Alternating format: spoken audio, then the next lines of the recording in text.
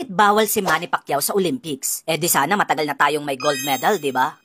Ba't kaya? Ang sagot, ayon sa rules ng Olympics, amateur boxers lamang ang qualified dito. Si Manny Pacquiao ay hindi na amateur kundi professional boxer na. Wait, ano ba yung difference ng amateur sa professional? Ang amateur boxers, usually baguhan pa lang. Focus sila sa pag-develop ng skills at pag-showcase ng talents nila. Yung mga pros like Manny Pacquiao and Mayweather, marami ng experience. Sila ay world champ na at kumikita na ng malaki, kaya mas mahigpit ang qualifications. Pero alam mo ba, noong 2016, pinayagan na ang mga pro boxers na sumali. Pero teka, bakit bawal pa rin si Manny Pacquiao? Ang Olympics kasi, kahit na pinayagan na mga pros na sumali, ay merong specific na guidelines at dumaan sa qualification ng tournaments. Kaya naman nagtangkang mag-submit ng request si Manny if pasado ba siya sa qualifications. But unfortunately, hindi siya pinayagan. Teka, bakit? Eh physically fit pa naman siya given his age, diba? At the age of 45 kasi, sapak na sapak pa yung kamao ni Manny. Ngunit siya ay tinanggihan ng International Olympic Committee dahil lagpas na siya sa age limit na 40 years old. Sayang, no?